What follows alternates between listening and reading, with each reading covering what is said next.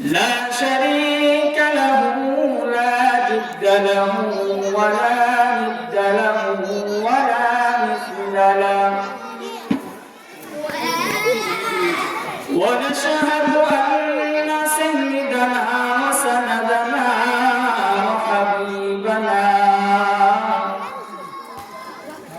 وحبيب ربنا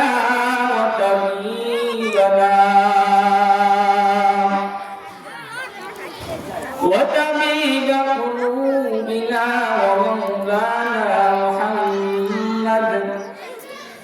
ومولانا محمدا عبده ورسوله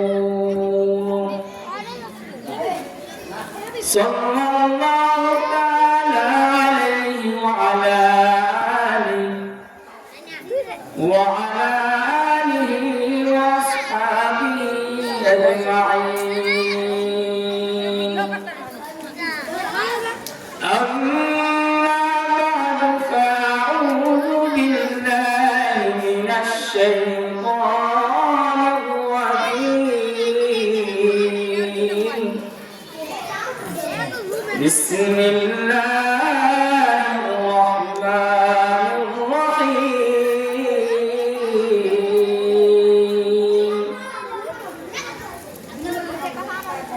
واستعينوا بالصبر والصلاة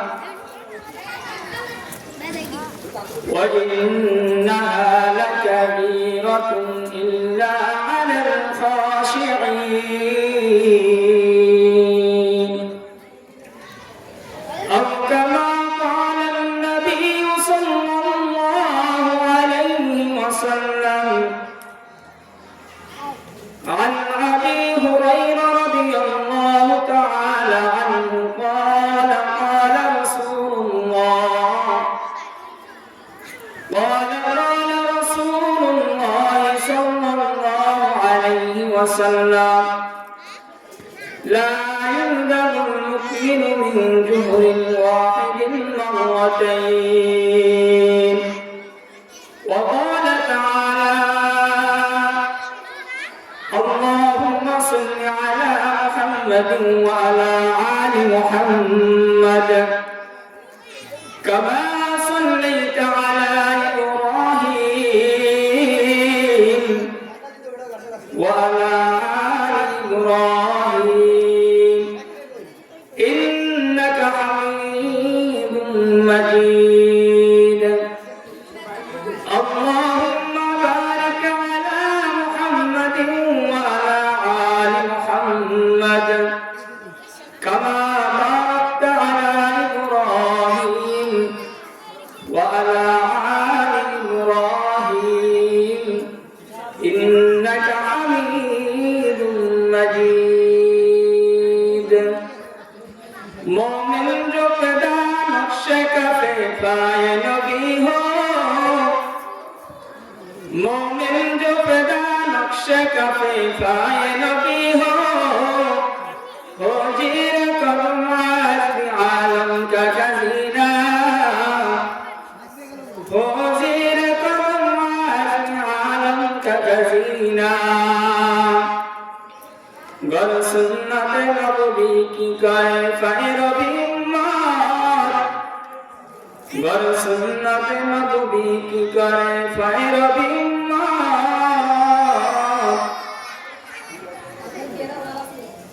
اللهم صل على نوح محمد في الأرواح وعلى جسد محمد في الأجساد وعلى قلب محمد في القلوب وعلى قبر محمد في القبور شكر على شكر بلغ العلا بكماله كشف الدجى بجماله حسنت جميع خصاله صلوا عليه وآله يا دنيا से गुरेगा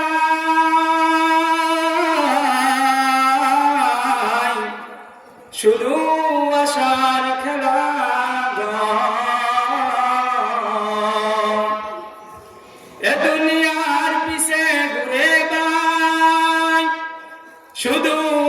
তামাশার খেলাঘর,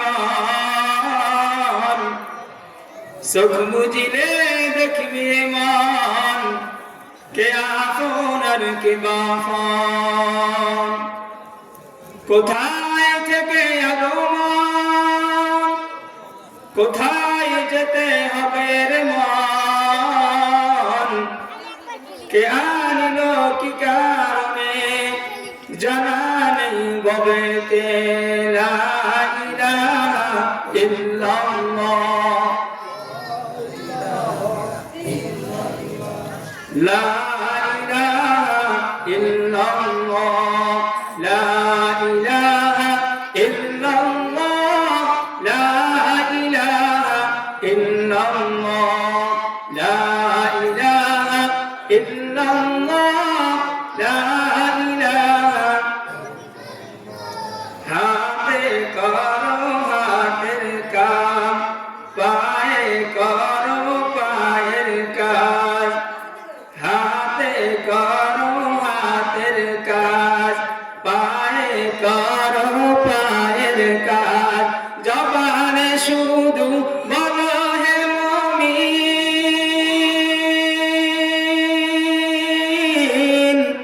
জবানে শুধু বলো হে মুমিন, আল্লাহ তাআলার জাতির নাম। লা ইলাহা ইল্লাল্লাহ, লা ইলাহা, লা ইলাহা ইল্লাল্লাহ, লা ইলাহা, লা ইলাহা ইল্লাল্লাহ, মুহাম্মাদুর রাসূলুল্লাহ সাল্লাল্লাহু আলাইহি ওয়াসাল্লাম।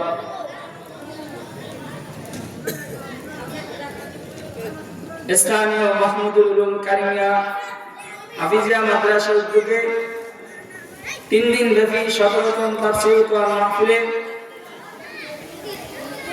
আজ প্রথম দিনে প্রধান অতিথি হিসেবে গুরুত্বপূর্ণ তাকরীর পেশ করিবেন হযরত মাওলানা নূরে আলম ফাইজি সাহেব এবং আজ প্রথম দিনে বিশেষ অতিথি হিসেবে আপনাদের সম্মুখে আল্লাহ তাআলা কবুল করলে কিছু কোরআন ও হাদিস থেকে আলোচনা বলার ইনশাআল্লাহ চেষ্টা করব। এবং আমি কোরআন ও হাদিস থেকে আলোচনা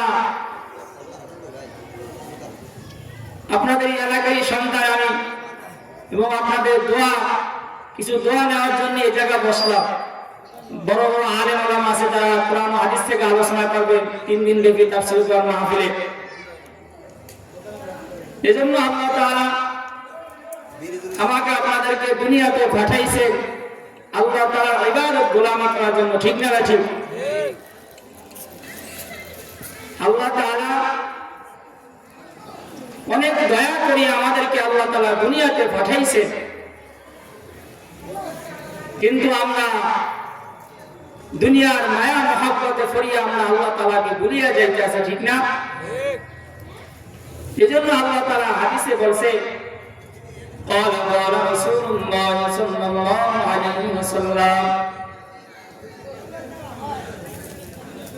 الدنيا سجن المؤمن وجنة الكافر।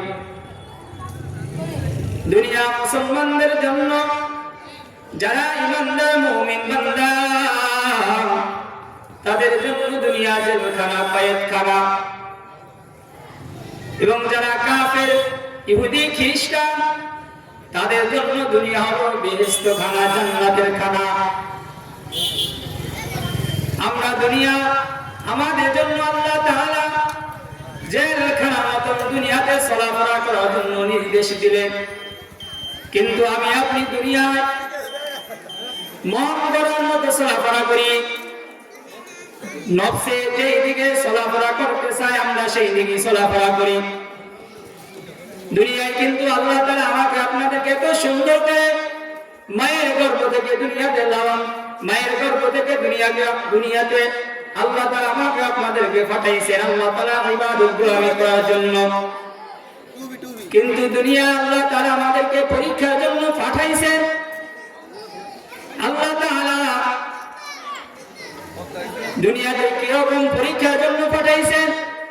আল্লাহ তাআলা মায়ের গর্ভ থেকে আমাকে আপনাদেরকে দুইটা হাত কত সুন্দর একটা নিয়ামত দান করলেন, দুইটা চক্ষু কত নিয়ামত সুন্দর একটা দান করলেন, দুইটা পা কত বড় নিয়ামত আল্লাহ দান করলেন।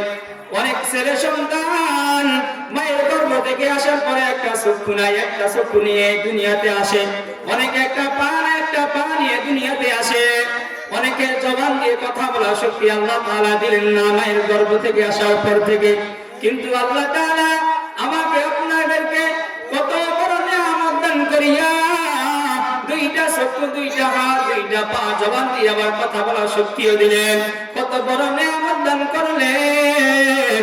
অনেক কপাল বান্দা আছে আল্লাহ তাআলা নিয়ামতের শুকরিয়া আদায় করেন, আছে না? আছে, অনেকে আছে।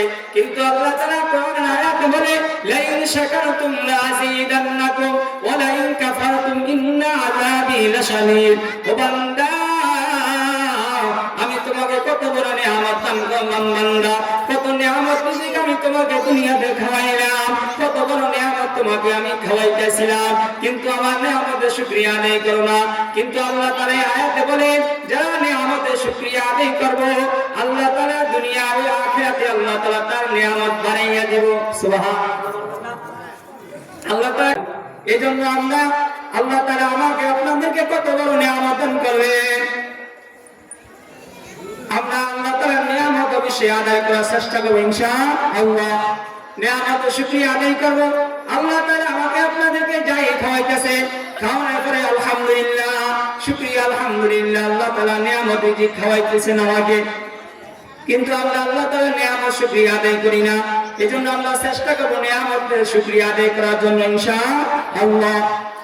দুনিয়া আমাদের জন্য কয়েকটা জেলখানার মধ্যে চলাফেরা করতে বলছে আল্লাহ তাআলা। দুনিয়া আমরা মুসাফির ব্যক্তি। দুনিয়ায় যেমন প্রবাসে যারা লোক যায় বাংলাদেশ থেকে, যারা প্রবাস লোক যায় বাংলাদেশ থেকে, যারা মুসাফির ব্যক্তি ওই দেশে, মুসাফির ব্যক্তি না, ওই দেশে তারা মুসাফির ব্যক্তি।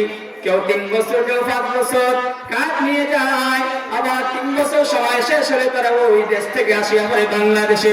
তেমনি আমাদেরকে দুনিয়ায় মুসাফির ব্যক্তির মতো চলাফেরা করতে বলছে, কিন্তু আমরা মুসাফির ব্যক্তির মতো চলাফেরা করি না। আমি আপনি কবরের কথা বলিয়া গেলাম। এজন্য হাদিসে বলছে আকসিরু যিকরা হাযিহিল লাযযাতিল মাউত। ও মুমিন মুসলমান ইমানদার, তোমরা কবরকে অধিক পরিমাণে স্মরণ করো, তোমরা মৃত্যুকে অধিক পরিমাণে স্মরণ করো। আকসিরু যিকরা হাযিহিল লাযযাতিল মাউত। তোমরা অধিক পরিমাণে মৃত্যুকে স্মরণ করো। মৃত্যুকে স্মরণ করা দরকার না দরকার?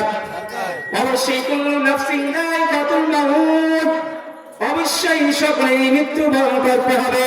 একবারে আজ না তারপরের দিন সকলেই দুনিয়া থেকে বিদায় হয়ে যাবে। সকলেই ওই সায়াদিনার মাটির ঘর, পোকামাকড়ের ঘর, সব মিশ্র ঘর, সাথে নাই বাতি নাই, ওই কবরে বন্ধু নাই, কেউ নাই। এই জন্য বলছে হাদিসে মৃত্যুকে অধিক পরিমাণে স্মরণ করো। আমি আপনি মৃত্যুকে কয়দিন স্মরণ করি? আমাদের আত্মীয় স্বজন, আমাদের কেউ মারা গেলে 2-1 দিন মৃত্যুর কথা স্মরণ হয়। আমার ভাই মারা গেল, আমার বাবা মারা গেল, বনে বনে আমার ভাই মারা গেল, নানা থাকলে নানা বলে আমার নাতি মারা গেল। 2-1 দিন চিন্তা করি, মৃত্যুর কথা স্মরণ করি। আবার কবরে দাফন দেওয়া শেষ হয়ে গেল, মৃত্যুর কথা আস্তে আস্তে ভুলিয়া যায়। দুনিয়ার নিয়ম এরকম চলতে আছে। কিন্তু অবশ্যই হাদিস মোতাবেক আমরা মৃত্যুকে অবশ্যই স্মরণ করতে হবে। এই জন্য আল্লাহ ওলি ইমাম গাজ্জালী রাহমাতুল্লাহি আলাইহি বলেন, বাবা মৃত্যুকে স্মরণ করার অর্থ হলো মৃত্যুকে কিভাবে স্মরণ করবা। আজ আপনার ভাই মারা গেল, আপনার ভাই মারা যাওয়ার পর আপনার ভাইকে কিভাবে আপনি গোসল করাইছেন, কিভাবে আপনি মসজিদে আলান দেওয়া হয়েছে, মসজিদে ইমাম সাহেবের হাতে কিভাবে আপনি তাকে কবরে নিয়ে যাবেন, নিজের কাছে সেই প্রশ্ন করবেন, নিজেকে চিন্তা করবেন, হায় হায় আমি একদিন দুনিয়া থেকে আমার মৃত্যু হয়ে গেলে তেমনি যেভাবে আমার ভাইকে আমি দাফন গোসল করাইয়া যেভাবে আমি তাকে কবরে নিয়ে যাই, এরকম ভাবে আমাকে দুনিয়া থেকে কবরে নিয়ে যাইব। এই জন্য বলছে ইমাম গাজ্জালী, এভাবে তুমি মৃত্যুকে স্মরণ করো, আর মৃত্যুকে স্মরণ করলে কবরের কথা মনে পড়বে, নেক আমল কাজ করতে মনে চাইব, ঠিক না? আর মৃত্যুকে স্মরণ করা, মৃত্যুকে স্মরণ না করলে ওই নেক আমল কামাই করার কোনো খেয়াল থাকবো না, কোনো চিন্তা ফিকিরও থাকবো না। এই জন্য হাদিস মোতাবেক আমরা মৃত্যুকে সব সময় স্মরণ করার চেষ্টা করব। অপর এক হাদিসে আছে, যে ব্যক্তি মৃত্যুকে দৈনিক 40 বার স্মরণ করে, কয়বার? 40 বার দৈনিক যে ব্যক্তি মৃত্যুকে স্মরণ করে, ওই ব্যক্তি ওই দিন মারা গেলে শহীদি মর্যাদা পাবে। সুবহানাল্লাহ, শহীদি মর্যাদা পাবে। দৈনিক 40 বার আমি আপনি কয়বার মৃত্যুকে স্মরণ করি? এজন্য এখন থেকে আমরা ওয়াদা করবো ইনশাআল্লাহ, দৈনিক 40 বার আমরা মৃত্যুকে স্মরণ করবো ইনশাআল্লাহ। আল্লাহ তাআলা কত সুন্দর আপনাদের এলাকা প্রবেশ করেছেন, মসজিদ মাদ্রাসা কত সুন্দর, কিন্তু মসজিদে জুমার দিন মুসল্লি দেখা যায়, আর 5 ওয়াক্ত নামাজে মুসল্লি দেখা যায় 10-12 জন, ঠিক না? আর মুসল্লি কই যায়? তারা তো ইমানদার মুসলমান, তারা তো কবরের যাত্রী, তারা তো কবরের মধ্যে হিসাব দেওয়া লাগবে, দেওয়া লাগবে না? না, যারা 10 ওয়াক্ত নামাজ, যারা 5 ওয়াক্ত নামাজ পড়ে 10-12 জন মুসল্লি, তারাই কি নামাজের হিসাব দিবে? আর কেউ দিবে না, সকলে কিন্তু নামাজের হিসাব দেওয়া হবে। এজন্য হাদিসে বলছে as-সালাতু মিফতাহুল জান্নাতিস সালাত, নামাজ হলো বেহেশতের চাবি। নামাজ হলো কিসের চাবি? নামাজ হলো বেহেশতের চাবি। আর কিয়ামতের দিন আউয়ালু মা ইউহাসাবু বিহিল আবদু ইয়াওমাল কিয়ামাতিস সালাত, কিয়ামতের দিন বান্দা বান্দির সর্বপ্রথম নামাজের হিসাব হইবে। কিসের হিসাব হইবে? নামাজের হিসাব হইবে। এলাকার অনেক মা বোন আযান হয়ে গেল, নামাজের মধ্যে ধারে কাছেও নাই, নামাজের মধ্যে ধারে কাছে নাই। অনেকে আলিশা করিয়া নামাজ পড়ে না, কাজে কর্মে ব্যস্ত থাকার কারণে নামাজ পড়ে না। মা ও মা বোন, তুমিও আজ এই ঘরের মধ্যে বউ সাজিয়ে আসলা, একদিন এই ঘর থেকে তোমাকে সাদা কাপড় পরাই ওই কবরে নিয়ে যাইব। তোমার কবরে তুমি যাইবা, তোমার স্বামী 5 ওয়াক্ত নামাজ পড়ে, তুমিও নামাজ পড়ো না, কিন্তু তোমার কবরে তোমার স্বামী যাইব না।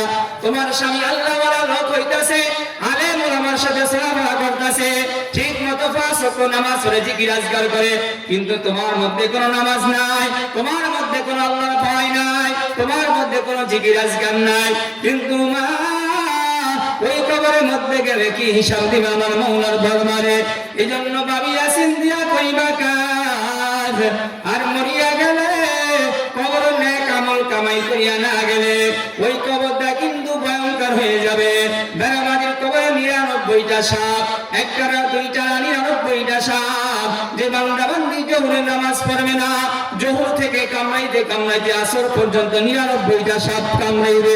আবার আসরের নামাজ না পড়লে আসর থেকে কামড়াইতে কামড়াইতে মাগরিবের নামাজ পর্যন্ত 99টা সাপ কামড়াইবে।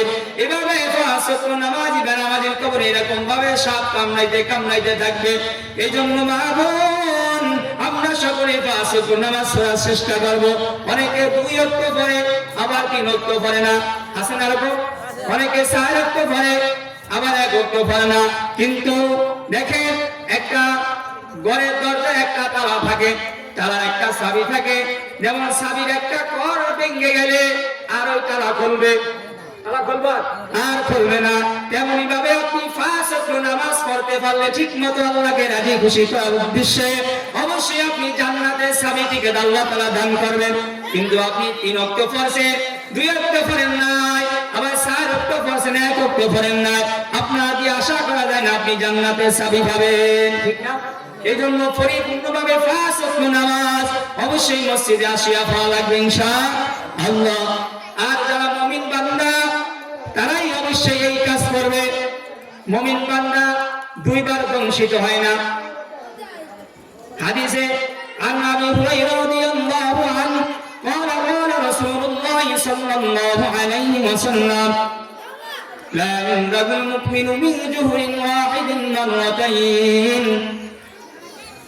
সাহাবা হযরত আবু হুরায়রা রাদিয়াল্লাহু আনহু থেকে বর্ণিত, রাসূল কারীম সাল্লাল্লাহু আলাইহি ওয়াসাল্লাম বলেন, যারা মুমিন বান্দা তারা এক ভুল দুইবার করে না, দুইবার করে না। যারা মুমিন বান্দা খাঁটি মুমিন তারা এক ভুল দুইবার করে না। কিরকম এক ভুল দুইবার, কিরকম এটা অবশ্যই বোঝা দরকার। কোন মুমিন যারা বান্দা খাঁটি মুমিন, দেখবেন একটা নফসের দোকায় পড়িয়া, শয়তানের দোকায় পড়িয়া একটা গুনার কাজ করলো, একটা ভুল কাজ করে এলো, এক ওয়াক্ত নামাজ পড়লো না, দুই ওয়াক্তই নামাজ পড়লো না, শয়তানের দোকায় পড়িয়া দুনিয়ার কাজে কর্ম ব্যস্ত থাকার কারণে হঠাৎ করে তার মনে আসলো, আমি একটা মারাত্মক একটা গুনার কাজ করে ফেলাইলাম, আমার দ্বারা গুনার কাজ হয়ে গেছে। তারা স্মরণ হওয়ার মাত্রই আল্লাহর কাছে তওবা করবে, আমার দ্বারা নামাজ কাজা হয়ে গেল, আমি একটা জবান দিয়ে একটা মিথ্যা কথা ফেলাই, মিথ্যা কথা বললাম, চক্ষু দিয়ে একটা গুনার কাজ করলাম, হাত দিয়ে একটা গুনার কাজ করে ফেলাইলাম, পা দিয়ে একটা গুনার কাজ করলাম।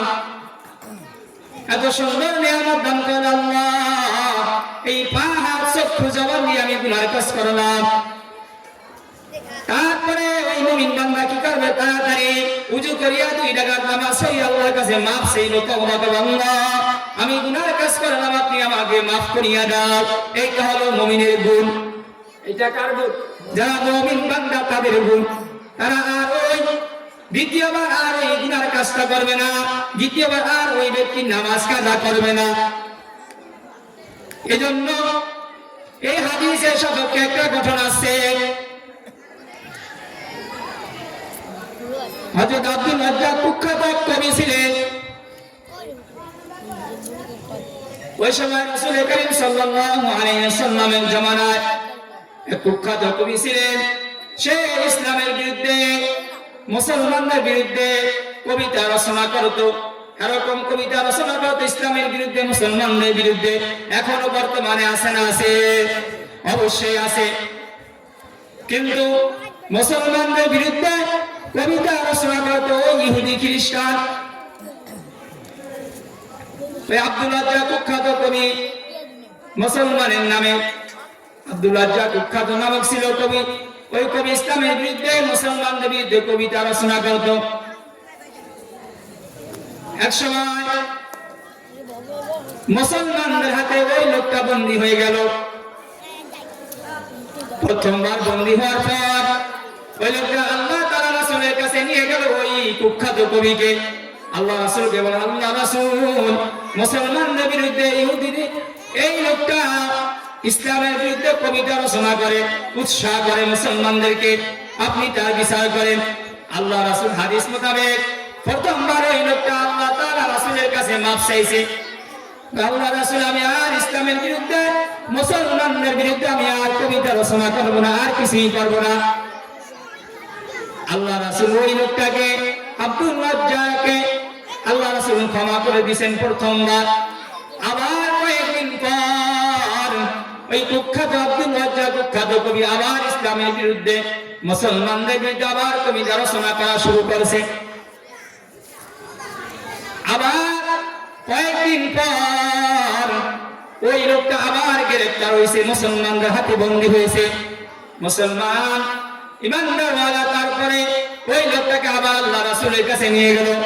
আল্লাহ রাসূল কাছে আবার দ্বিতীয়বার মাফ চাই। আল্লাহ রাসূল, প্রথমবার তো আমাকে মাফ করে দিয়েছেন, আমি আবার একই গুণ আবার দ্বিতীয়বার করেছি, আমাকে আবার জন্য ক্ষমা করেন। আল্লাহ রাসূল বলেন, না না না, আমার হাদিস শোনো নাই। হাদিসে বলছে, লা ইউনাকুল মুমিনু মিন জুহরিন ওয়াহিদিন মাররাতাইন। যারা মুমিন বান্দা তারা এক ভুল দ্বিতীয়বার করে না। আপনি মুমিনের মধ্যে হতে পারেন না, ওই লোকটাকে ফাঁসির আদেশ দিয়ে দিল। সুবহানাল্লাহ বলবেন না? এজন্য মুসলমানরা খাঁটি, যারা মুমিন বান্দা দ্বিতীয়বার এক ভুল অবশ্যই করব না। আমরা এই জায়গায় অনেকে আছি, 60-70 বছর হয়ে গেল, এখন আমরা 5 ওয়াক্ত নামাজ পড়তে পারি না, এখনো আমরা দুনিয়ার মায়া ছাড়তে পারি না, ছেলে সন্তান স্ত্রী এখনো মায়া ত্যাগ করতে পারি না। ফজরের আযান হয়ে যায়, আমরা ঘুমের ঘরে ঘুম যাই। কত মুরব্বী দাঁড়িয়ে পাকনা মুরব্বী কত কষ্ট করিয়া উজুর মধ্যে উজু করিয়া ঠান্ডা পানি দিয়ে উজু করিয়া কত কষ্ট করিয়া আসিয়া মসজিদে আসিয়া নামাজ পড়ে। কিন্তু যারা যুবক ভাই, অনেক যুবকরা ফজরের নামাজ পড়ে না, আসিয়া মসজিদে শীতের মধ্যে আরামের ঘুমকে হারাম করে না, এত মজার ঘুম, ওই ঘুম যায় কিন্তু আমাদের কোনো খেয়াল থাকে না, তার মধ্যে কবরের কোনো চিন্তা নাই। এই জন্য অবশ্যই আমরা 5 ওয়াক্ত নামাজ পড়ার চেষ্টা করবো, কি পাওয়া যায় ইনশাআল্লাহ। দেখেন সাহাবারা নামাজের মধ্যে কেমন তাদের মায়া মহব্বত ছিল। হযরত মুআবিয়া রাদিয়াল্লাহু আনহু কেমন সাহাবা ছিলেন দেখেন, নামাজ না, যেই নামাজটা পড়লেও সওয়াব, না পড়লে কোনো কিছু নাই, গুনাহ নেই, কিছু নাই। রাত্র 2টা-3টা বাজে হযরত মুআবিয়া রাদিয়াল্লাহু আনহু তাহাজ্জুদ নামাজ পড়তেন। রাত্র 2টা-3টা বাজে কি পড়তেন? নামাজ পড়তেন। ওই নামাজটার নাম হলো তাহাজ্জুদ নামাজ। ওই তাহাজ্জুদ নামাজ না পড়লে বান্দা বান্দির গুনাহ হবে না, কিন্তু পড়লে নফল নামাজের মধ্যে সর্বোত্তম নফল ইবাদত হলো কোরআন মাজিদ তেলাওয়াত করা। আর যারা মুমিন বান্দা, মুমিনদের মধ্যে 2 নম্বর গুণ হলো যারা তাহাজ্জুদ নামাজ পড়িয়া আল্লাহ তাআলার দরবারে চক্ষু পানি কান্নাকাটি করিয়া চক্ষু ফেলায়, তারাই হলো প্রকৃত মুমিন বান্দা। হযরত মুআবিয়া রাদিয়াল্লাহু আনহু প্রতিদিন তাহাজ্জুদ নামাজ পড়তেন। হঠাৎ একদিন তাহাজ্জুদ নামাজ কাজা হয়ে গেল, আর পর ঘুমের মধ্যে চলে গেল। নফসে শয়তানের আরামের ঘুম, আরাম করিয়া ঘুম যাইতাছে, তাহাজ্জুদ নামাজটা কাজা হয়ে গেল। শয়তানের ঘুমের মধ্যে বলতেছে আরো সময় আছে, তাহাজ্জুদের সময় আরো আছে, আরো আছে। বলতে বলতে সে আর তাহাজ্জুদ নামাজটা পড়তে পারল না। হঠাৎ হযরত মুআবিয়া রাদিয়াল্লাহু আনহু ঘুম থেকে লাফ মারে উঠে, হাই হাই কি করলাম, আফসোস আফসোস, আজকে আমার তাহাজ্জুদ নামাজটা কাজা হয়ে গেল। হযরত মুআবিয়া রাদিয়াল্লাহু আনহু এরকম ভাবে কান্না শুরু করলেন, কান্দতে কান্দতে কান্না করতে করতে চক্ষু লাল করে ফেলাইলেন সারাদিন। হায় হায় আল্লাহ, আমার দ্বারা কাজা নামাজ, তাহাজ্জুদ নামাজটা কাজা হয়ে গেল, হায় কি করলাম, আমি কি করলাম। আফসোস করতে করতে সারাদিন কান্নাকাটি করলেন, কান্নাকাটি করতে করতে সারা রাত তাহাজ্জুদের সময় হয়ে গেল। তাহাজ্জুদের সময় রাত্রে আমার, পরের রাত্রে আমার ঘুম গেল। ঘুমের মধ্যে তাহাজ্জুদের সময় না হইতে একজন লোক আসিয়া তাকে ডাকা শুরু করল, ও মুআবিয়া ওঠো ওঠো, তাহাজ্জুদের সময় চলে যায়, ও মুআবিয়া তাড়াতাড়ি ওঠো, তাহাজ্জুদের নামাজ সময় শেষ হয়ে যায়। হযরত মুআবিয়া রাদিয়াল্লাহু আনহু বলেন, হঠাৎ করে ঘুম থেকে লাফ দিয়ে উঠে, এই কথা তুই কে? তুমি আমাকে আজ ডাকতেছো, তুমি কে? হযরত মুআবিয়া রাদিয়াল্লাহু আনহু ওই লোকটাকে প্রশ্ন করে, তুমি আমাকে আজকে ঘুম থেকে জাগ্রত করলা, তুমি কে? ওই লোকটা বলে, না না, আগে তাড়াতাড়ি উঠে আগে উযু করিয়া তাড়াতাড়ি নামাজ পড়ো, তারপরে তোমার সাথে কথা হবে। আগে নামাজ পড়ো, নামাজের কাজা, নামাজ সময় লাগে, নামাজের সময় শেষ হয়ে যাবে, তাড়াতাড়ি ওঠো, নামাজ পড়ো। হযরত মুআবিয়া রাদিয়াল্লাহু আনহু বলেন, না না, তোমার প্রশ্ন উত্তর, আমি প্রশ্ন করলাম, প্রশ্ন উত্তর ছায়া, তারপরে আমি নামাজ পড়বো। ইবলিস সাহেব ওই লোকটা বলে, হযরত মুআবিয়া রাদিয়াল্লাহু আনহু বলেন, আমি হলাম ইবলিস শয়তান। কি শয়তান? ইবলিস শয়তান। শয়তানে বান্দা বান্দি মুসলমান ইমানদার লাগো কোন কি ভালো চায় না খারাপ চায়? যারা ইবলিস শয়তান, শয়তান যারা, তারা ভালো চায় না খারাপ চায়? খারাপ চায়। কিন্তু মুআবিয়া রাদিয়াল্লাহু আনহুকে ফজরের সময় জাগাইতেছেন নামাজ পড়ার জন্য। কি জন্য জাগাইতেছেন? হযরত মুআবিয়া রাদিয়াল্লাহু আনহু বলে, ও শয়তান, তুমি তো মানুষকে গুনার কাজে যেদিকে ওই দিকে নিয়ে যাও, যেদিকে জিনার কাজ, যেদিকে গুনাহ, যেদিকে গুনার কারখানা আছে, তুমি তো মানুষকে, আল্লাহর বান্দা বান্দিকে ওই দিকে তুমি নিয়ে যাও। আজকে তুমি আমাকে ঘুম থেকে ভালো কাজের জন্য আমাকে ঘুম থেকে জাগাইলা কেন? কি জন্য? হযরত মুআবিয়া রাদিয়াল্লাহু আনহুকে বলেন, আমি ইবলিস শয়তান, আমি মানুষের খারাপ হিসাব। গতকালকে রাত্রি আপনি তাহাজ্জুদ নামাজ পড়তে পারেন না, আপনার ঘুমকে এত আরাম করিয়া দিলাম। দেখবেন ফজর সময় অনেক সময় ঘুম অনেক মজা ঘুমায়, ধরতে মনে চায় না। আমি গতকালকে রাতে আপনি মজার ঘুম গেছেন, তাহাজ্জুদ নামাজটা পড়তে পারেননি, আপনি সারাদিন কান্নাকাটি করতে করতে চক্ষু লাল করে পড়াইলেন। আল্লাহ তাআলা আপনাকে এরকম বড় দামি করলেন, এরকম ভাবে আপনি নেক আমল কামাই করলেন।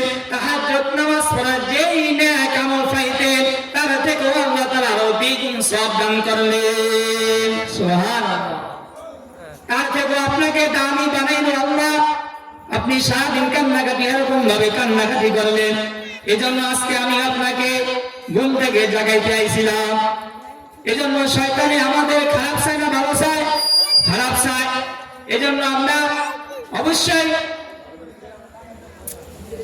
নামাজ পড়ার চেষ্টা করবো, 5 ওয়াক্ত নামাজ পড়ার, মসজিদে আসিয়া 5 ওয়াক্ত নামাজ পড়ার চেষ্টা করবো। আল্লাহ তাআলা কোরআনে আয়াত বলে, ইয়া আইয়ুহাল্লাযীনা আমানু ইসতাঈনু বিস-সাবরি ওয়াস-সালাহ ইন্নাল্লাহা মা'আস-সাবিরিন। ও বান্দা, তোমার যা কিছু প্রয়োজন তুমি নামাজের মাধ্যমে তুমি আমার কাছে চাও। আল্লাহ তাআলা এই আয়াতে বলেন, নামাজের মাধ্যমে আল্লাহ তাআলার দরবারে আমরা সাহায্য চাইব। আপনার টাকা পয়সা দরকার, আপনার উপরে অন্য পাশের ভাই জুলুম করতেছে, আপনার উপরে আপনার আত্মীয় স্বজন আপনার উপরে জুলুম করতেছে, আপনি আল্লাহ তাআলার দরবারে নামাজের মধ্যে চাইবেন, সাহায্য চাইবেন। আপনি অসুখ, ওই রোগে আপনি ক্লান্ত আছেন, আপনি আল্লাহর কাছে চাইবেন, আল্লাহ আমি এই রোগে বিপদে আছি, আপনি আমাকে সাহায্য করেন। আপনি তো আলিমুল গায়ব, আপনি তো আর রহমান, আপনি তো আর রহিম। এজন্য আমরা ঠিক মতো 5 ওয়াক্ত নামাজ পড়ার চেষ্টা করবো। আল্লাহ তাআলা কবুল করুক, সকলে বলি আমিন। আপনাদের এলাকায় দিনই একটা প্রতিষ্ঠান আছে, আমরা এই জায়গা যারা আছি অনেকে দিনই ইলম শিখতে পারি নাই, অনেকে নামাজ পড়ি, নামাজের মাসাইল জানি না, আসি না অনেকে জানি না, অনেকে নামাজ ভঙ্গের কারণ 19টি অনেকে পারি না। কিন্তু ছোট ছোট ছেলেরা মাদ্রাসার কত সুন্দর নামাজ ভঙ্গের কারণ 19টি মুখস্থ বলে কত সুন্দর করিয়া। এটা এরকম কারখানা, এটা আখিরাতে মানুষের জন্য নাজাতের কারখানা এই মাদ্রাসা। হাদিসে বলছে, তলাবুল ইলমি ফারিদাতুন আলা কুল্লি মুসলিম, দ্বীনি ইলম শিক্ষা করা প্রত্যেক মুসলমান নরনারীর উপর ফরজ করেছে আল্লাহ তাআলা। কিন্তু আমি আপনি দ্বীনি ইলম শিখতে পাই না। এখন অনেকে আছি, অনেকে নামাজের সূরা কারাত অশুদ্ধ, নামাজের সূরা কারাত শুদ্ধ নাই, কিন্তু নামাজ পড়তে পড়তে কপাল কালো করে ফেলাইছি, আছে না অনেকে।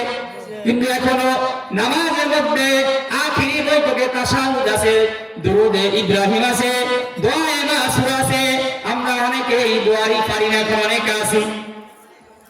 কিন্তু নামাজের মধ্যে প্রথমে নামাজ বাংলা কানুন 19টির মধ্যে প্রথমই হলো নামাজে অশুদ্ধ পড়া। নামাজের মধ্যে অশুদ্ধ পড়লে নামাজ হবে না। নামাজের মধ্যে কি বলে? অশুদ্ধ পড়লে নামাজ হবে না। এই জন্য এরা দ্বীনি প্রতিষ্ঠান, দ্বীনি ইলম শিক্ষার কারখানা। দ্বীনি ইলম প্রত্যেক মুসলমানের উপর আল্লাহ রাসূল দ্বীনি ইলম শিক্ষা করা প্রত্যেক মুসলমানের উপর ফরজ করেছেন। অনেকে দ্বীনি ইলম শিখতে পারেন না, কিন্তু আপনার নাতি আছে, আপনার ছেলে সন্তান আছে, আপনি তাদেরকে দ্বীনি ইলম শিক্ষা দেওয়ান, মাদ্রাসা ভর্তি করায়া আল্লাহ তাআলা অবশ্যই এই উসিলাও আল্লাহ তাআলা আপনাকে নাজাতের ফয়সালা করিয়া দিতে পারে না? অবশ্যই পারে। এজন্য চেষ্টা করব আপনাদের ছেলে সন্তান নাতি যারা সকলে ইনশাআল্লাহ মাদ্রাসা ভর্তি করে দিবেন ইনশাআল্লাহ। আর দিনে এলেন শিক্ষা দিলে দুনিয়ার মধ্যে সমাজ পরিবর্তন হবে, সমাজের মধ্যে শান্তি হবে, সমাজের মধ্যে সাদাবাদী থাকবে না, সমাজের মধ্যে দুর্নীতি থাকবে না, সমাজের মধ্যে চুরি ডাকাতি কিছুই থাকবে না, সমাজটা সুন্দর হয়ে যাবে। সমাজ দেশ সুন্দর হলে ঘরের মধ্যে শান্তি হবে, ঘরের মধ্যে শান্তি হলে আপনার পরিবারটা একটা জান্নাতের মধ্যে সুন্দর মতন হয়ে যাবে, ঠিক না ঠিক? কিন্তু আমরা সেই কাজ করি না। কিন্তু এখন মুসলমান সতর্ক হওয়া দরকার, কিন্তু আমরা এখনো সতর্ক হইতে পারি না। আমরা এক ভুল করছি, দ্বিতীয়বার আর ভুল করব না।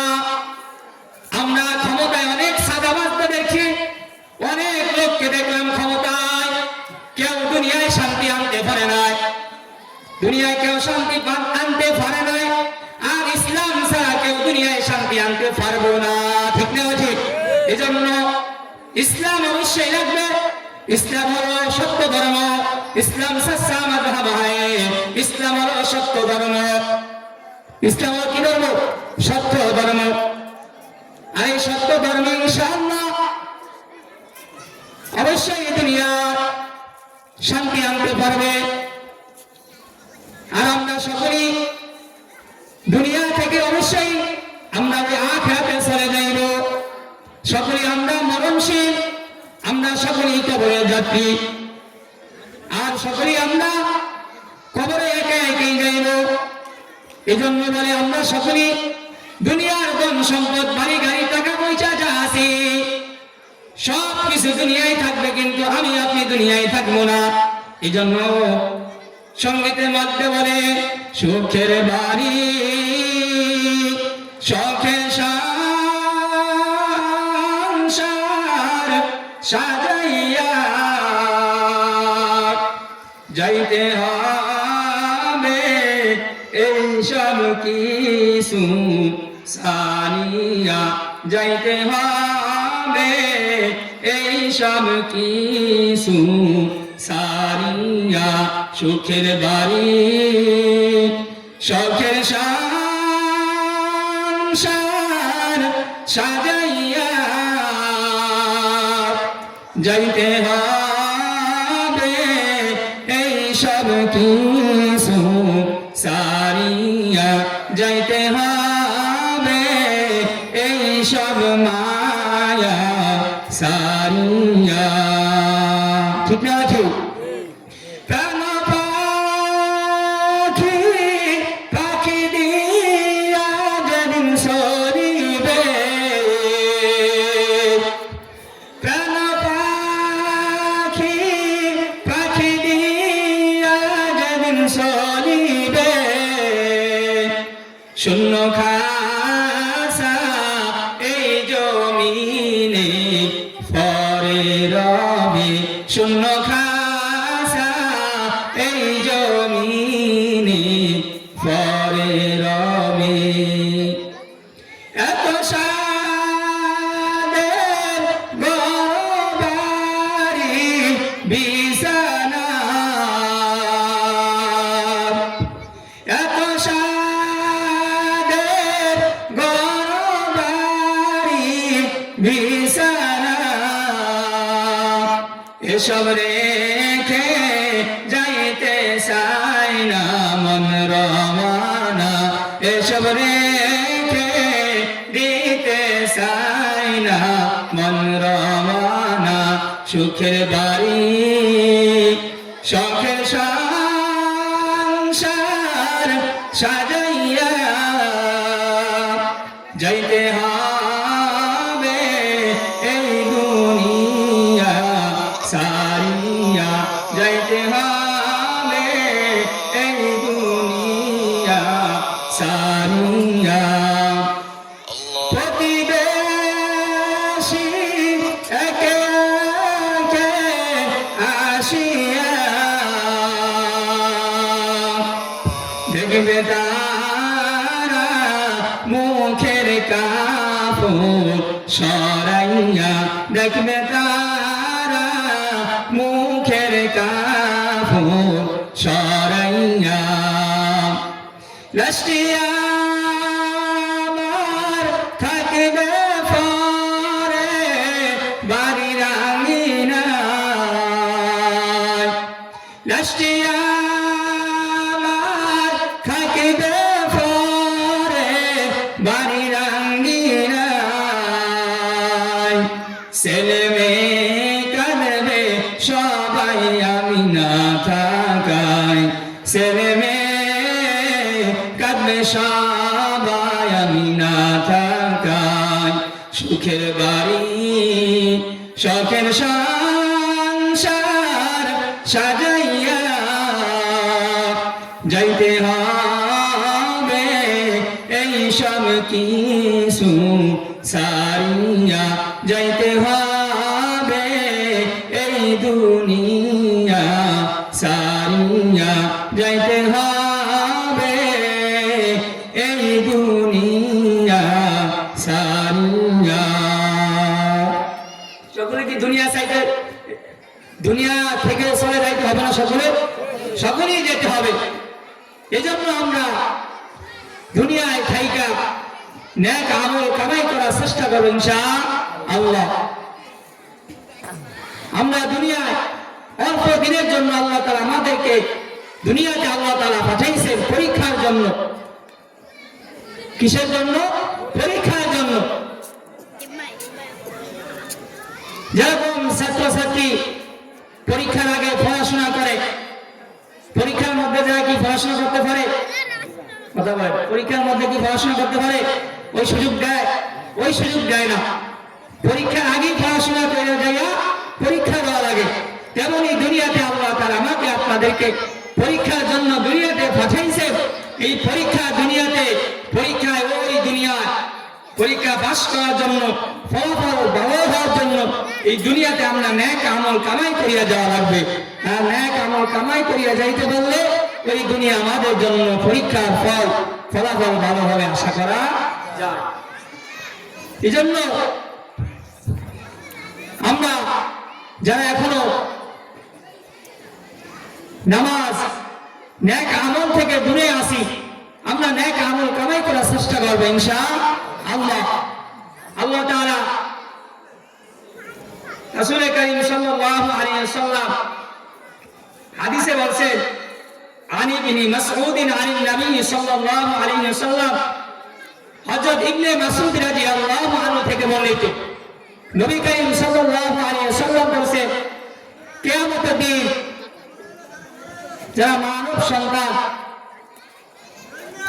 কিয়ামতের দিন মানব সন্তানদেরকে পাঁচটা প্রশ্ন না করা পর্যন্ত এক পাও লড়াতে পারবে না কিয়ামতের দিন পাঁচটি প্রশ্ন যা দরকার না দরকার অবশ্যই দরকার আছে পাঁচটি প্রশ্ন আদম সন্তানদেরকে কিয়ামতের দিন আল্লাহ তাআলা জিজ্ঞাসা করবেন আর কিয়ামত এরকম হবে ভাই ভাইকে চিনবে না বাবা সন্তানকে চিনবে না সন্তান বাবাকে চিনবে না স্ত্রী স্বামীকে চিনবে না স্বামীও স্ত্রীকে চিনবে না কিয়ামত এরকম ভয়ঙ্কর কিয়ামত হবে কিয়ামতের দিন কোনো ক্ষমতা থাকবে না কিয়ামতের দিন ক্ষমতা কার থাকবে যার কাছে কিয়ামতের দিন নেক আমল আছে তার এই দুনিয়ায় ওই কিয়ামতের দিন ক্ষমতা তার কাছে ওই দুনিয়ায় ওই কিয়ামত আখিরাত শান্তি কিন্তু যার কাছে নেক আমল নাই পরিচিত ধনী হলো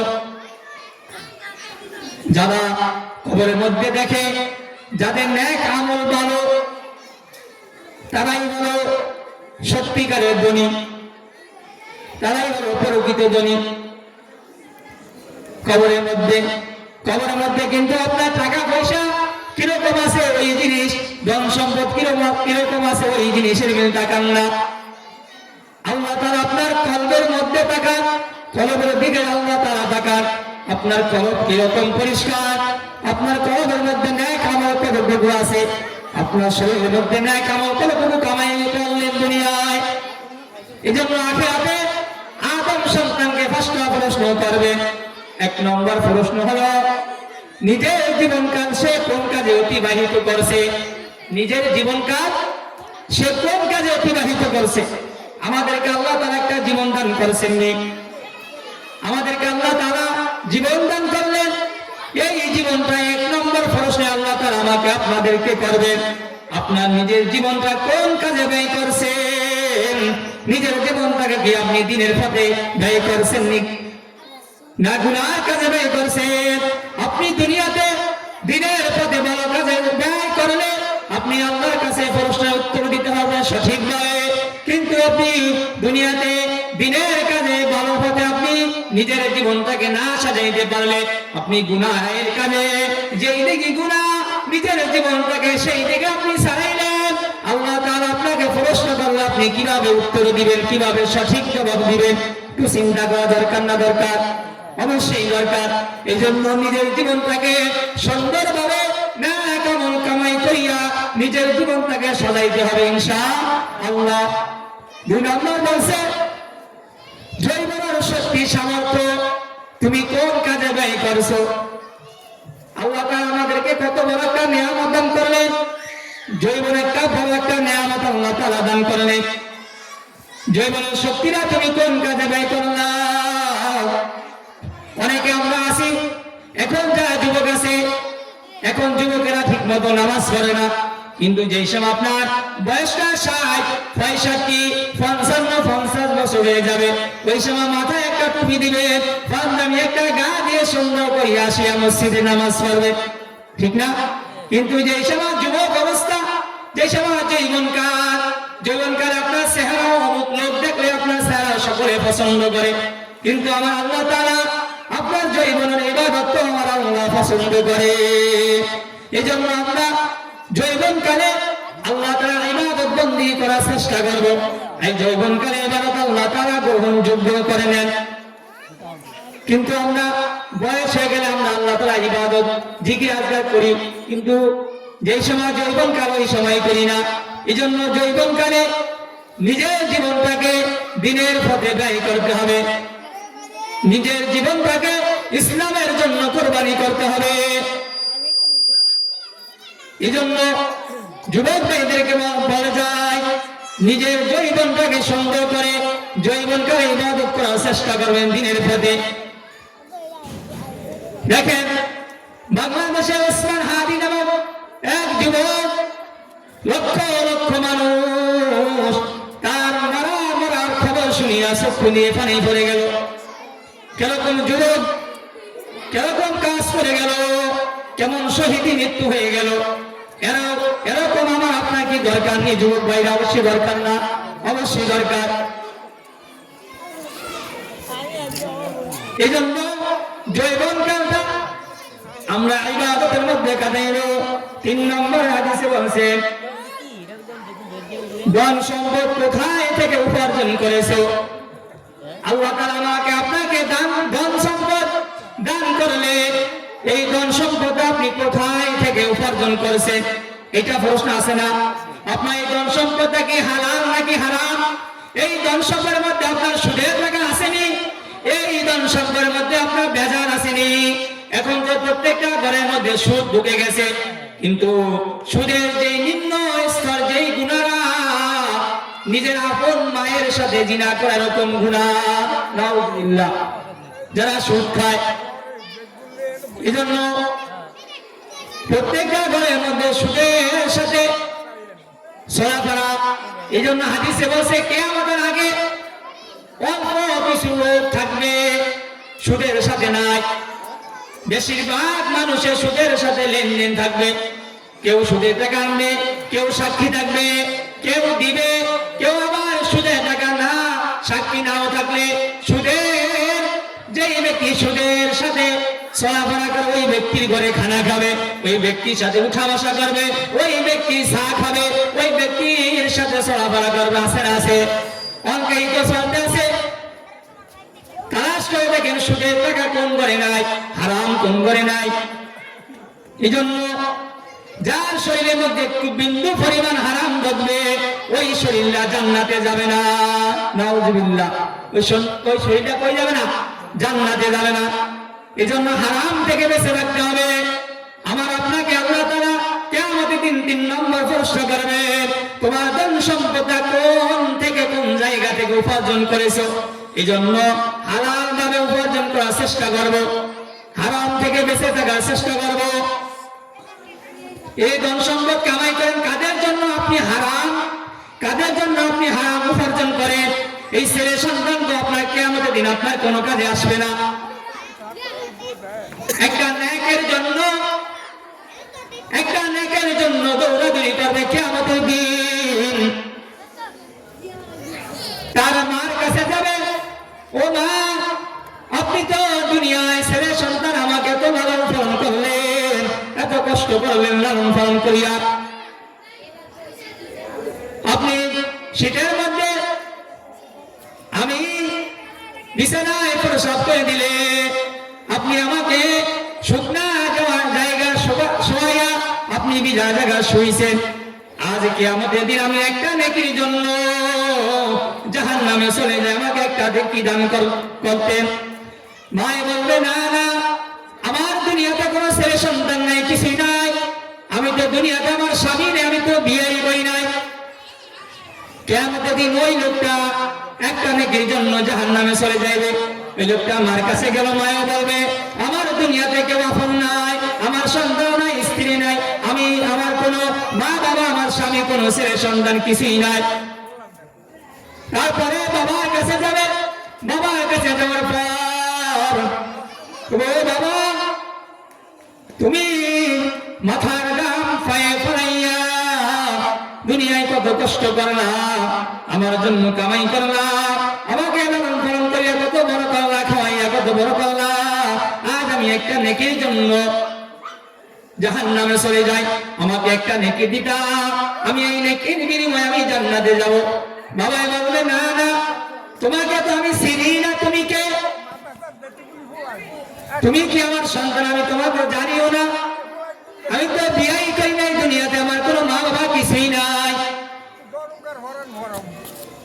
বাবাও পরিচয় দিবে না, মাও পরিচয় দিবে না, কিয়ামতের দিন। হঠাৎ করে ওই লোকটা দৌড়াদৌড়ি হাও করে দৌড়াদৌড়ি করবে, একটা নেকির জন্য জাহান্নামে চলে যায়। কয়টা নেকি? একটা নেকির জন্য। মার কাছে গেল, মা বলল, আমার দুনিয়ায় কোনো ছেলে সন্তান নাই।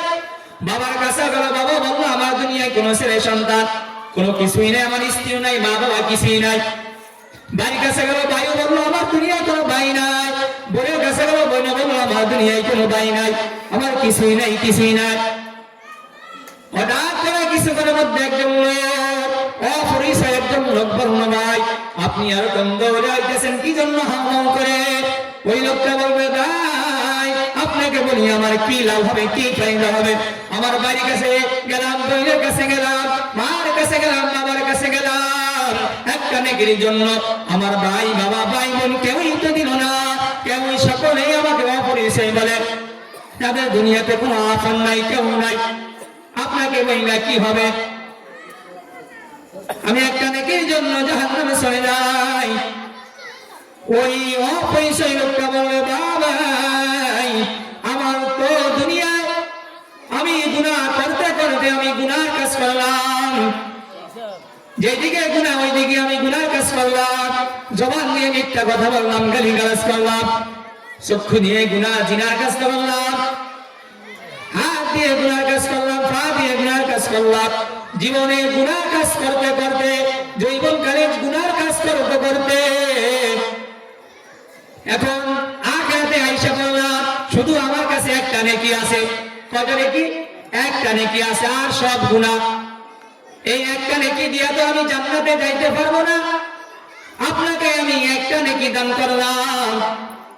ও অপরিচয় নয়, একটা নেকি দান করলো, অপরিচয় লোক একটা নেকি ওই লোকটাকে দান করলো, যে লোকটা ভাই বোন মা বাবা কেউই একটা নেকি দিল না, ও অপরিচয় লোক একটা নেকি ওই ব্যক্তিকে দান করলো।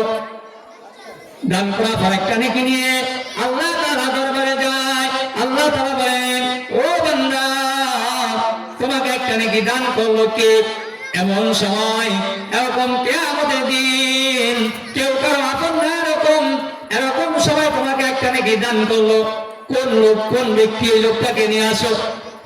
ফেরেশতাদেরকে বললেন, ফেরেশতা, এই লোকটাকে একটা নাকি কে দান করলো, এই লোকটাকে নিয়ে আসো, আমি দেখতে চাই লোকটাকে। ওই লোকটাকে নিয়ে আসার পর লোকটাকে জিজ্ঞাসা করে আল্লাহ জিজ্ঞাসা করে, ও লোকটা তুমি একটা নাকি ওই লোকটাকে দান করলা কি জন্য? এই কিয়ামতের দিন কেউ তো কারো আপন না, আপনি কি জন্য একটা নেকি দান করলেন? আপনি তো একটা নেকি জন্য তো আপনি অবশ্যই একটু মাপ পাইতেন, একটু সাজা কম পাইতেন, আপনি একটা নেকি দিলেন কি জন্য?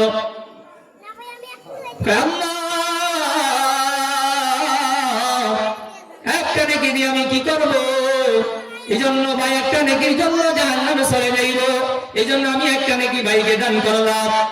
আল্লাহ তাআলা বলেন, তোমার এত মায়া মহব্বত দেখিয়া, দয়া দেখিয়া তুমি বান্দার প্রতি এত দয়া করলা, এই কিয়ামতের দিন তুমি বান্দার প্রতি, আমার বান্দার প্রতি দয়া করলা, তোমার ভাইয়ের প্রতি দয়া করলা। আমি তোমার প্রতি দয়া না করলে কেমন দেখা যায়? আমিও তোমাকে মাফ করে দিলাম। সুবহানাল্লাহ। দুজনকে ফেরেশতাদেরকে বলো, ফেরেশতা দুজনকে তোমরা জান্নাতে নিয়ে যাও। সুবহানাল্লাহ। কিয়ামতের দিন উসিলায় বান্দা বান্দিকে আল্লাহ তাআলা ক্ষমা করে দিবেন। কি জন্য? উসিলায় বান্দা বান্দিকে ক্ষমা করে দিবেন। দ্বিতীয় নাম্বার, এক ব্যক্তিকে আল্লাহ তাআলা আরেক ব্যক্তিকে, দ্বিতীয় নাম্বার ব্যক্তিকে আল্লাহ তাআলা বলবেন। প্রথমে এক ব্যক্তি গেল, দ্বিতীয় নাম্বার এক ব্যক্তিকে ডাক দিবেন আল্লাহ তাআলা কিয়ামতের দিন। ডাক দেওয়ার পর ওই ব্যক্তি বলবে, তুমি দুনিয়াতে গুনাহ করতে করতে জীবনটা কেন নষ্ট করে ফেলাইলা, আজ তোমাকে এখন জাহান্নামে নিয়ে যাবে। ফেরেশতারা শিকল বান্ধিয়া ওই আল্লাহ বান্দাকে জাহান্নামে নিয়ে যাইতেছে টানে হিসড়ে। এই বান্দা কি করে? একবার সামনে মিল তাকায়, একবার আবার পিছন মিল তাকায়, আবার কতক্ষণ যায় আবার আল্লাহ মিল তাকায়, আবার সামনে মিল তাকায়। কিছুবার পর আল্লাহ তাআলা বলেন, ও ফেরেশতারা এই লোকটাকে নিয়ে আসো। এই লোকটা একবার পিছনে তাকায়, একবার সামনে তাকায়, কোন কারণে একবার আমার মিল তাকায়, একবার সামনে তাকায়, জিজ্ঞাসা করি দেখি কি সমস্যা, কোন কারণে আমার মিল তাকায়। ওই লোকটাকে নিয়ে আসার পর ওই লোকটাকে আল্লাহ তাআলা বলবেন, ও বান্দা তুমি একবার আমার মিল তাকাও, একবার সামনে মিল যাও, কোন কারণে তুমি এরকম কাজ করো? ওই আল্লাহ বান্দা বলবেন, আল্লাহ দুনিয়াতে আমি তো বললাম, দুনিয়াতে আমি তো শুনলাম আপনি তো অনেক দয়াবান, আলিমুল গায়ব, আর রহিম, আর রহমান, আল আজিজ, আল গফফার, আল কারীম, আপনি তো অনেক দয়াবান মালিক, আপনি তো অনেক ক্ষমাশীল, আপনি তো বান্দাকে ক্ষমা করে দেন। দেখি আপনার আজকে একটু মায়া লাগেনি, একটু দয়া লাগেনি, দেখি আপনি মাফ করেননি। আল্লাহ তাআলা বলেন, দেখছো ফেরেশতারা বান্দাই ওই আমার নামের উপরে আর রহিম আর রহমান এই নামের উপরে বান্দার বিশ্বাস ছিল, কিন্তু বান্দায় গুনাহ কাজ করলো। আজকে আমি বান্দার প্রতি দয়া না করলে সমাজে মানুষে আমাকে কি বলবে? আমিও তাদের কার উপরে দয়া করি, আমিও মাফ করে দিলাম। সুবহানাল্লাহ। ওই বান্দাকে বলবে, ফেরেশতাদেরকে বলবে, ফেরেশতারা এই বান্দাকেও তুমি জান্নাতে নিয়ে যাও। সুবহানাল্লাহ। তৃতীয় নম্বর আবার এক ব্যক্তিকে জবাব দিবে, ডাক দেওয়ার পর ওই ব্যক্তিকে বলবে, তুমি তো জাহান্নামে হয়ে গেলে, তুমি তো জাহান্নামে চলে যাও। ওই ব্যক্তি বলার সাথে সাথে এক দৌড় মারলো জাহান্নামের দিকে। দৌড় মারছে কই? জাহান্নামের দিকে। আল্লাহ আমাকে মাথা ভালো হয়ে গেছে, বলে জাহান্নামের কথা কি জানে না? জাহান্নামের মধ্যে কিরকম আযাব, জাহান্নামের আগুন কিরকম হবে, জাহান্নামটা কিরকম ভয়ঙ্কর, এই লোকটা কি জানে না? এই লোকটাকে জাহান্নামের কথা বলছিলাম, লোকটা জাহান্নামের দিকে দৌড় মারলো। সে কি জাহান্নামের বিষয় কিছুই জানে না? জাহান্নামের দরজার দিকে দাঁড়াইয়া, জাহান্নামের দরজার সামনে দাঁড়াইয়া রইল। ফেরেশতাদেরকে আল্লাহ বলেন, ফেরেশতারা তোমরা যাও ওই লোকটাকে নিয়ে আসো। সেই লোকটা দৌড় মারলো জাহান্নামের দিকে। কোন কারণে? লোকটাকে জিজ্ঞাসা করব। লোকটাকে আনার পর লোকটাকে জিজ্ঞাসা করে, বান্দা তুমি কি জাহান্নামের কথা জানো না? তোমাকে না বলার মতেই তুমি দৌড় মারলা জাহান্নামের দিকে। লোকটা বলে, আল্লাহ, বান্দা বলে, আল্লাহ দুনিয়াতে আপনি নামাজ পড়তে বলছেন, নামাজ পড়ি নাই। দুনিয়াতে আপনি দান সদকা করতে বলছেন, দান সদকা করি নাই। দুনিয়াতে আপনি বলছেন হালাল খাইতে, হালাল খাই নাই। দুনিয়াতে হারাম পথে চললাম, দুনিয়াতে গুনার কাজ করলাম, নেক আমল কাজ করতে পারি নাই। দুনিয়াতে আপনি বলছেন মাহফিল চলতেছে এলাকার মধ্যে, মাহমুদুল উলুম কারিমা হাফিজিয়া মাদ্রাসার মাহফিল চলতেছে, এখন তুমি ঘুম যাও কেন? ওখানে আমি মাহফিল শুনতে যাইতে পারলাম না। আরামের ঘুমকে হারাম করি আমি মাহফিলের দিনই একটা মজলিসে যাইতে পারি না। আর মাথা গরম হয়ে গেছে, এলাকার মধ্যে কেন দিনই মজলিস হয়, কেন মাহফিল হয়, কোরআনের মাহফিল হয় কেন? অনেকে আছে না কোরআনের মাহফিল দেখতে পারে না। কিন্তু আজকে আমাদের দিন, আমাকে আপনি অল্প একটা কথা বললেন জাহান্নামের দিকে চলে যাইত, এই কথা না মানলো কেমন দেখা যায়? এই জন্য আমি জাহান্নামের দিকে চলে গেলাম। আল্লাহ তাআলা বলেন, দেখো দেখো ফেরেশতারা, বান্দা আমার কথা কেমন করে মানে ফেলাইলো। বান্দা তো দুনিয়ায় আমাকে দেখলে অবশ্যই বান্দা মানতো, বান্দা আজ আমাকে দেখিয়া, কিয়ামত দেখিয়া, জাহান্নাম জান্নাতের বিষয় দেখিয়া আজ বান্দায় আমাকে কেমন মান্য করলো, আমিও বান্দাকে মাফ করিয়া দিলাম। সুবহানাল্লাহ। এই জন্য কিয়ামতের দিন আল্লাহ তাআলা উসিলায় মাফ করে দিবেন বান্দা বান্দি। কি দিয়ে? উসিলা দিয়ে বান্দা বান্দি মাফ করে দিবেন। এই জন্য আমরা নামাজের মধ্যে, নেক আমলের কাজের মধ্যে, দান সদকা, কিছু ভালো কাজ করে যাইব, যেন আল্লাহ তাআলা এই উসিলা আমাকে আপনাদেরকে মাফ করে দেয়, ঠিক না? কিয়ামতের দিন আল্লাহ তাআলা কার কোন উসিলা আল্লাহ তাআলা মাফ করবে সেটা আল্লাহ তাআলাই ভালো জানেন। এই জন্য আমরা কাজ করে যাবে উসিলা আল্লাহ তাআলা যেন মাফ করে দেয়। 4 নম্বরে আল্লাহ তাআলা বলেন, ওমা যা আমিলা ফিমা আলিম, কোথায় তা ব্যয় করেছো। 3 নম্বর বলছে কোথা থেকে তুমি উপার্জন করেছো। 4 নম্বরে যে উপার্জন করেছো ওই টাকাটা তুমি কোন কাজে ব্যয় করছো। এটা প্রশ্ন আছে না? আল্লাহ তাআলা আমাদেরকে ধন সম্পদ দিলেন, এই জিনিসটা কোন কাজে ব্যয় করছে এটা জিজ্ঞাসা করা দরকার না দরকার? অবশ্যই দরকার। এই জন্য যেই টাকা পয়সা, ধন সম্পদ,